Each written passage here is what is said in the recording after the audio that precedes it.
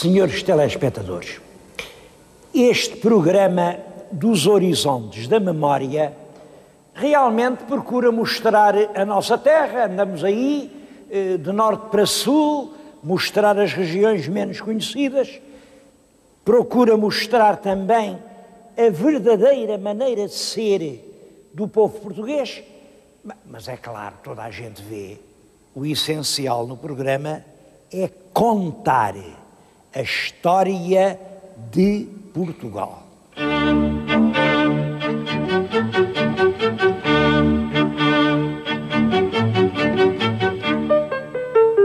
Está agora em Lisboa, aqui no Palácio da Ajuda, uma exposição. Ela vai estar aberta até ao fim do mês de julho e aconselho o meu telespectador a não a perder.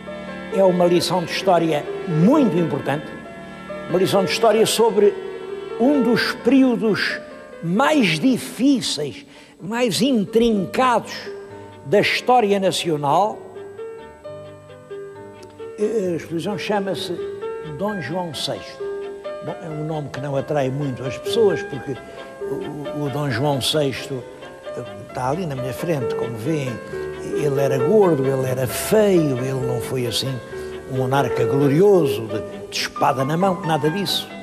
E, portanto, Dom João VI pode não atrair ninguém.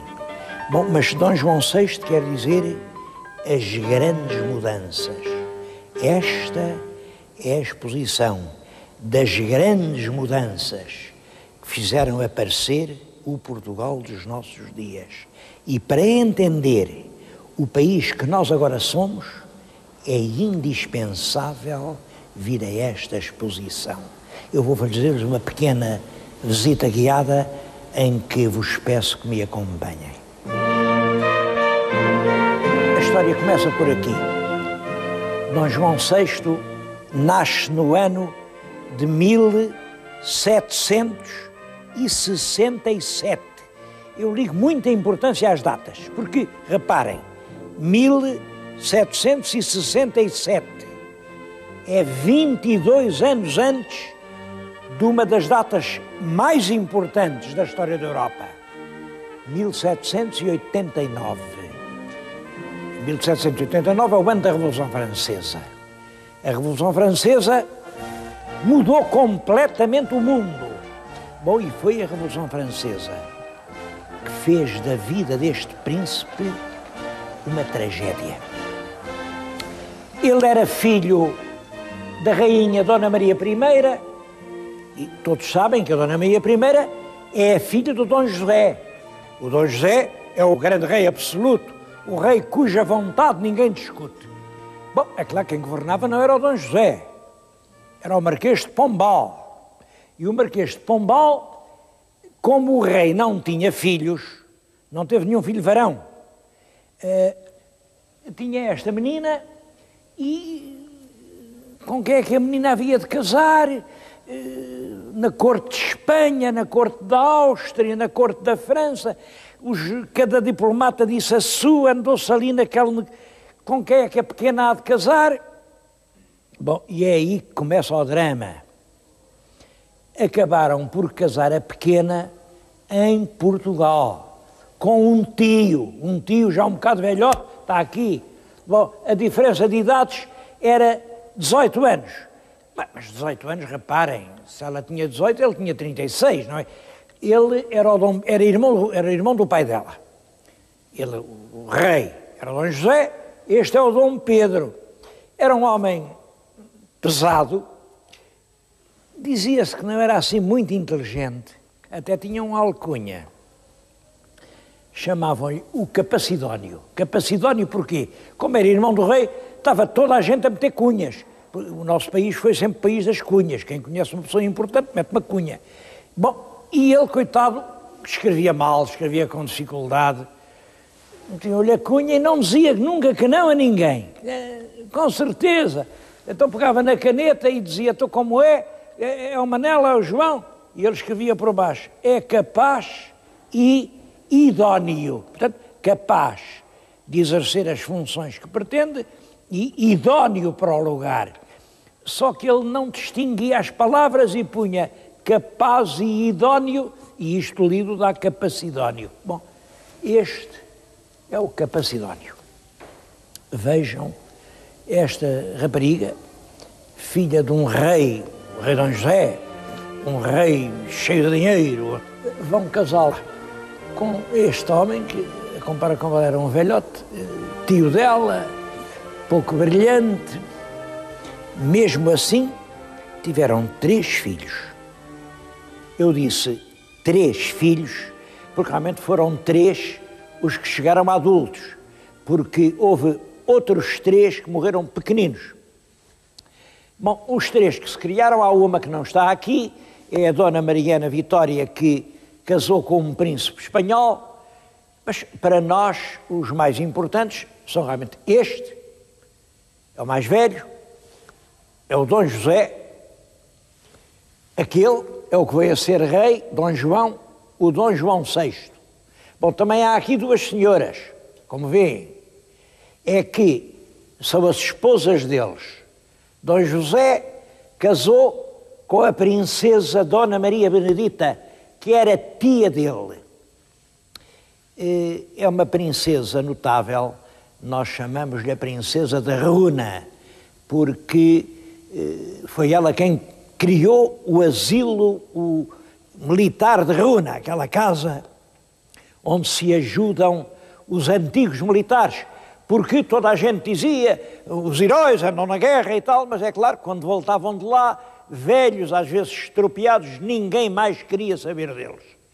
E esta senhora faz uma instituição, um grande palácio, para tratar dos homens que vêm da guerra. Bom, além disso, era artista. Ela tinha tempo para desenhar custódias. Está aqui uma peça chamada A Custódia de Dona Benedita. É uma peça, não sei se é muito bonita, mas é impressionante pelo tamanho das pedras preciosas que contém e pelo número de peças. É uma peça que vale mais de 1 milhão de contos. Reparem-me só daquelas águas marinhas. Aquilo são pedras preciosas do Brasil, águas marinhas, vejam, parecem pedradas. Bom, então, e como é que se explica que uma princesa casada com o herdeiro do trono tivesse tempo assim para desenhar cuidadosamente custódias? A explicação é simples, é que ela ficou viúva. Em 1788, o marido tinha então 27 anos, morreu com um ataque de varíola. A varíola era uma doença terrível, raramente poupava. E ela, a Dona Maria Benedita, que estava destinada a ser a rainha de Portugal, passou a ser apenas, olhem, uma pobre viúva de quem ninguém se lembrava e passava o tempo a fazer custódias. Bom, mas estamos, portanto, nisto. Morre o príncipe e o nosso Dom João, que julgava que ia ter uma bela vida, ele gostava de ser caçador, andava a cavalo, vê-se de repente com as pesadas responsabilidades de herdeiro da coroa portuguesa.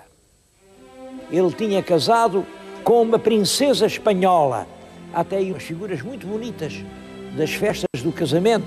Ele não saiu daqui, o casamento foi por procuração, mas casou com esta princesinha. Ela aqui deve ter, não sei, 10 ou 11 anos, ainda é muito bonitinha.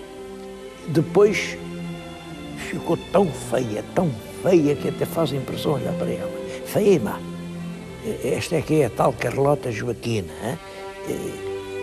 Foi uma rainha odiosa, foi uma esposa pouco leal, ela conspirou constantemente contra o marido e deixou na história de Portugal uma das mais tristes memórias que as nossas rainhas deixaram. Devo dizer que, graças a Deus, os reis, umas vezes foram bons, outras vezes não foram, mas de rainhas tivemos sempre sorte. Para mim, com esta exceção, esta mulher trouxe os venenos do ódio, da intriga, da deslealdade ao seio da família real portuguesa.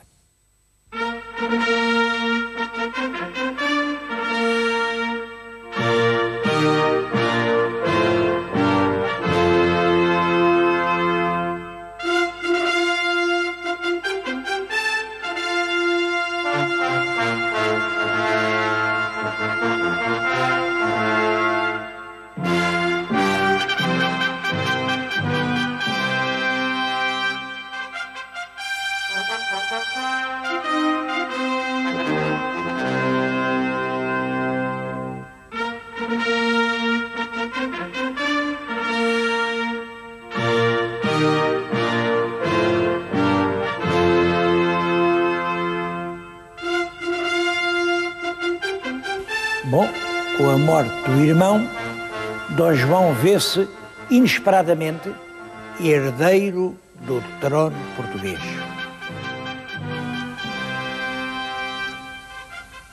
Os tronos eram estes. Penso que aqui se sentou Dom João VI e aqui a rainha Carlota Joaquina. Ambas as peças são do ano de 1800, vêm de Queluz e não há dúvida nenhuma que são estes os últimos tronos reais portugueses. Mas isto de herdar o trono em 1788, agora pensem, em 89 o povo de Paris toma a Bastilha, o rei quer fugir, mas é apanhado no caminho, é julgado, é levado até ao cadafalso e guilhotinado, cortam-lhe a cabeça. A rainha Maria Antonieta, no ano seguinte, acontece a mesma coisa. Há um horror na Europa. Mas que mundo é este em que os povos ousam cortar a cabeça aos seus próprios reis? E então há um movimento geral da Europa contra a Revolução Francesa, toda a gente mobiliza os exércitos, fazem-se as coligações e Portugal vai atrás disso. É o primeiro problema que o nosso Dom João VI tem de resolver. Vai ficar neutro ou vai aliar-se à Europa na guerra contra a Revolução Francesa? Bom, ele seguiu o voto da maioria, pois aqui os fidalgos, a gente toda, com certeza, os franceses não podem ficar sem castigo. Ele manda o exército português para a guerra do Roussillon, mas foi uma cruel derrota. As nossas tropas, feitas em pedaços, tiveram de regressar a pé. Foi a Revolução que ganhou. Depois da Revolução Francesa, tudo muda muito depressa. Estou aqui diante de dois quadros, um é de 1805 e o outro de 1806 ou 7, mostram duas famílias portuguesas importantes, das classes mais altas. Além está o Marquês da Lorna, ele e os filhos, já está tudo fardado à francesa. A esposa veste já um vestido francês. Além está um comerciante muito importante da época, o Jacome Raton, também todos eles vestidos à francesa. Uma grande camada superior está a afrancesar-se. Bom, o povo, vão ver o povo. Esteve por essa altura em Portugal um pintor francês, o de La Rive, que deixou uma coleção preciosa de imagens populares. Estão aqui, junto de nós, vejam, o ferreiro, o feirante, a assadora de castanhas, é quase como agora, o padeiro, o cego, uma cena de bordel, o cadeireiro, o serralheiro, os aguadeiros, o amulador, chegaram ao nosso tempo, o garrafeiro fazia garrafas, agora outro bordel, uma sopa de pobres, um marceneiro de rodas de carros. Ali em frente há outras cenas de Lisboa, há ali uma grande reunião de gente, aquilo é a Lisboa de 1800. Devo-lhes dizer que os inícios do século 1800, 1801, eram anos realmente sombrios para Portugal. A rainha tinha enlouquecido. A França não aceitava a nossa paz, não aceitava os nossos sacos de diamantes a pedir desculpa. A França exigia-nos que fizéssemos a guerra à Inglaterra. É claro, a Inglaterra não nos ajudava Portugal via-se numa situação sem futuro, que havíamos de fazer. Por um lado, procurávamos agradar aos ingleses, por outro lado, procurávamos não nos zangar com os franceses. É claro que íamos sempre perdendo. Em 1801, Portugal é invadido pelo exército espanhol e é assim que se perde para sempre a cidade alentejana de Olivença. Bom, mas lá compusemos as coisas durante 6 anos, 1902, 3, 4, 5, 6. Há prodígios de equilíbrio para tentar dizer aos franceses que sim, com certeza, pois claro, e aos ingleses o que é que se há de fazer? Os ingleses estão-se borrifando para os interesses portugueses, mandam os navios deles para os nossos portos, a gente a dizer calma, calma, até que realmente, nesta altura, quem governa em França é o Napoleão. Napoleão é um homem forte, poderoso, e o Napoleão manda um ultimátum. Os senhores ou aderem já ao bloqueio continental, não deixam nem o navio inglês entrar num porto português, ou eu dou ordem ao meu exército para invadir Portugal. Bom, dá a ordem e manda o exército põe-se em marcha. Olhem, o rei, o príncipe regente, ele era príncipe regente, também estava louca, fez a única coisa inteligente que podia fazer. Muda-se para o Brasil. Eu estou aqui diante de um quadro que é famoso, representa o embarque da família real. Vem aqui o Rio Tejo, além é a Torre de Belém, e o quadro é dramático.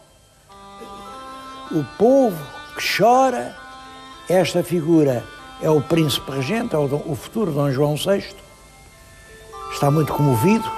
Atrás dele está uma carruagem com as armas reais e uma velha senhora que faz gestos. É a pobre Dona Maria, que já tinha enlouquecido, e a corte vai embarcar naquelas naus, são naus portuguesas, mas estão comboiadas por outras que estão mais longe, são a esquadra inglesa e vão para o Brasil.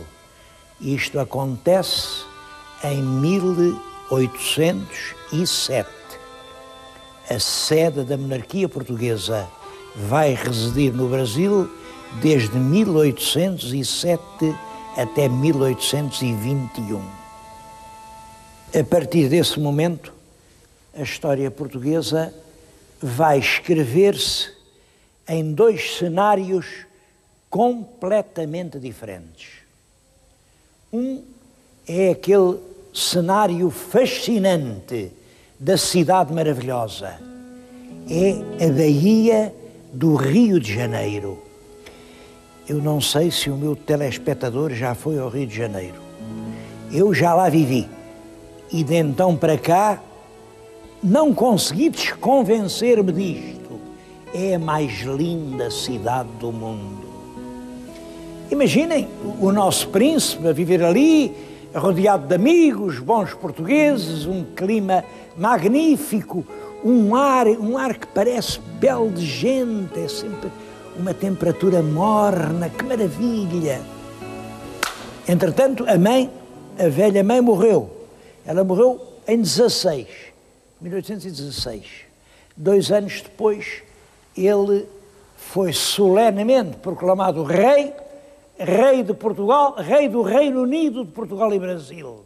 E vestiu este manto real. Quem quiser ver o manto, venha aqui à exposição, ainda aí está, numa vitrine, o manto verdadeiro, o manto do rei do Reino Unido de Portugal e Brasil. Era uma beleza aquela vida e ele não queria voltar. Mas em Portugal tudo era diferente. Sobre o pobre reino de Portugal, parece que tinham desabado todas as pragas da Bíblia. Era a fome, a peste, a guerra. Os ingleses mobilizavam os homens, as campanhas para expulsar os franceses, as vilas incendiadas, as indústrias em ruínas, um povo com fome, um país à beira do desespero. E quando o desespero está perto, há sempre a saída de uma revolução. E a revolução eclodiu na cidade do Porto no dia 24 de agosto de 1820. O que é que a revolução queria? Bom, naturalmente, antes de mais, queria que o rei voltasse. Queria que o Brasil voltasse a ser colónia e Portugal a metrópole. Queria que os ingleses fossem embora. E queria uma Constituição. Uma Constituição era uma lei fundamental igual às nações modernas. Nas gravuras desse tempo, vê-se sempre o povo atrás de uma bandeira em que vai desfraldada a Constituição. Acreditava-se que a Constituição ia resolver todos os problemas portugueses. Bom, a Revolução fez eleições, elegeu deputados, os deputados fizeram uma Constituição e mandaram ao rei jurá-la. Bom, e o rei jurou que havia ele de fazer. Este retrato foi pintado exatamente nessa altura e representa o monarca com a mão sobre um livro. O livro diz Cortes 1821. Estão ali a inscrever os artigos da Constituição de 1822, a primeira Constituição Liberal Portuguesa. Mas reparem também nos olhos daquele homem. Está profundamente inquieto. Ele jura, mas é como quem diz: bom, vamos ver o que vai sair daqui. E eram inteiramente justificadas essas apreensões. Entra realmente em vigor a Constituição, mas logo a seguir é a separação do Brasil. Dom Pedro, que tinha lá ficado, proclama a independência e é imperador do Brasil. Aqui em Portugal há uma grande mal-estar e vem uma vaga contra-revolucionária, é a Vila Francada, isso em 23. No ano seguinte, a Abrilada, outra vaga revolucionária, 24. 3 anos depois, o velho rei morre cansado e quem vai herdar o trono? O filho que está na Europa, Dom Miguel, ou o filho mais velho que ficou no Brasil e que é imperador no Brasil, Dom Pedro? Os dois irmãos não se entendem e o país afunda-se numa luta fratricida e sangrenta. É um período que só vai acalmar mais tarde, nos meados do século, com a regeneração. É toda essa época que se pode evocar aqui, nesta exposição de Dom João VI, aqui na Ajuda, não no Museu do Palácio da Ajuda, mas na Galeria Dom Luís, que também é no Palácio. Uma exposição que eu acho que se deve ver para pensar.